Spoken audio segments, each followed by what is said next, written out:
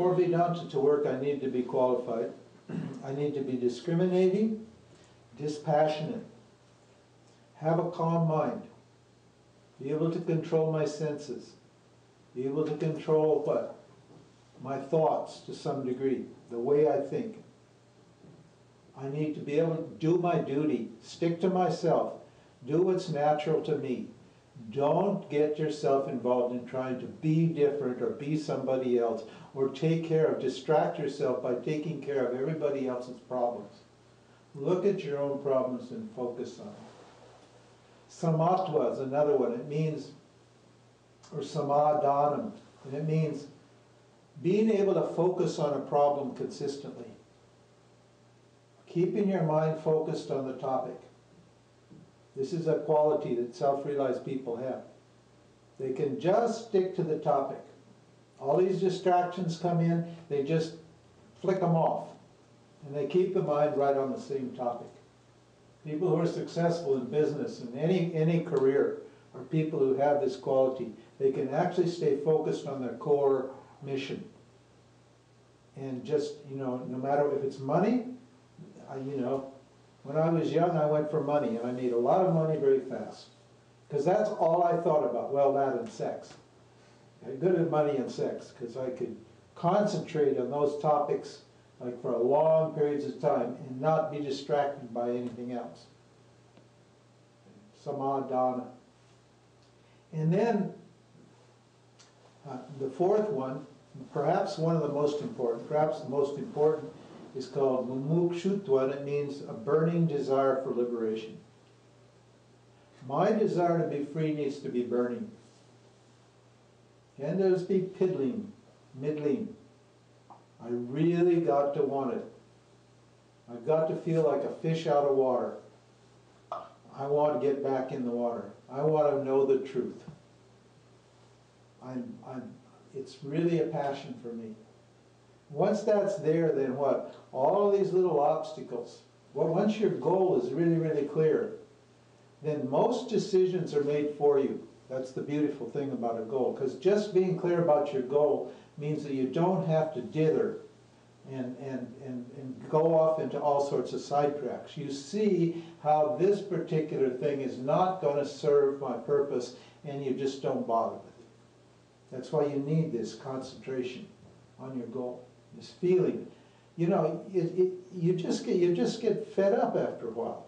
You're just so tired of living here and having it not make sense and going through everything every day and all the suffering that's involved in this, and you say, I just don't want to do this anymore. And then watch things happen. Once you get, that's called burning desire for liberation. Then faith, another qualification. I need to have faith. Faith means what? Not blind faith. It's not religious faith. People believe in God, they have no idea who God is. So Billy Graham said, about 9/11, he says, I just don't know why God let this happen. I don't know why God let this happen. Well, he doesn't have a clue who God is, because God didn't let it happen. God's not a person who makes good things happen and keeps bad things from happening. He doesn't know who God is. He just believes there's a God. He feels there's a God, but he has no idea what God is. This is not blind faith. In Vedanta, we're very clear about what God is, who you are. It's faith pending what? The result of my inquiry, my investigation. It's better to believe it. If you can't see it, it's better to believe it and have that faith working for you, that you can solve this problem, that there is a truth, that you are okay. It's better to believe it than to always be doubting it. Maybe it's not true. We call these people who are in love with their doubts. You know the Yabat monster? Mm-hmm. Yabat? The Yabat, everybody's got a Yabat. Don't try and do it with me. I'm good at it. I can really destroy your Yabut monster.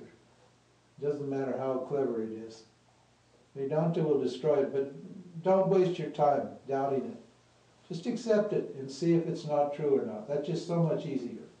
Why make this problem? Why make it difficult for yourself? You have faith in what? In the teaching? You have faith that there is a teaching? And faith in the teacher. That the teacher is capable of what? Wielding this means of self-knowledge, of teaching Vedanta to you. And the reason you have faith is because you can see that the teacher, what, is a free person. He's a self-confident, free, happy person. And he or she says, hey, it's because I know who I am.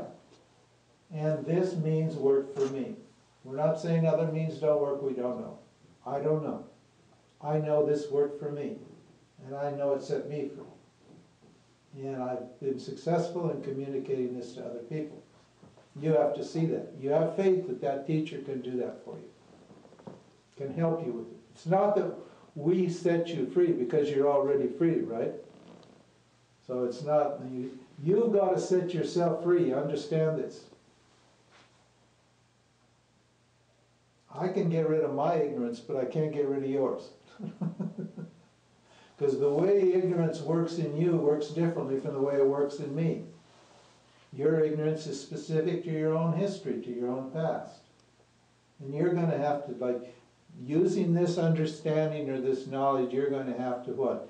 Root out these problems that are caused by ignorance, see the truth, apply that knowledge to your own mind, and get rid of those things yourself.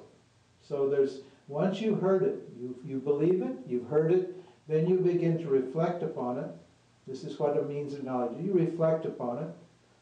You put what you heard up against what you think, and there's a period. It depends on how much stuff you got, how attached you are, how much effort you put into it.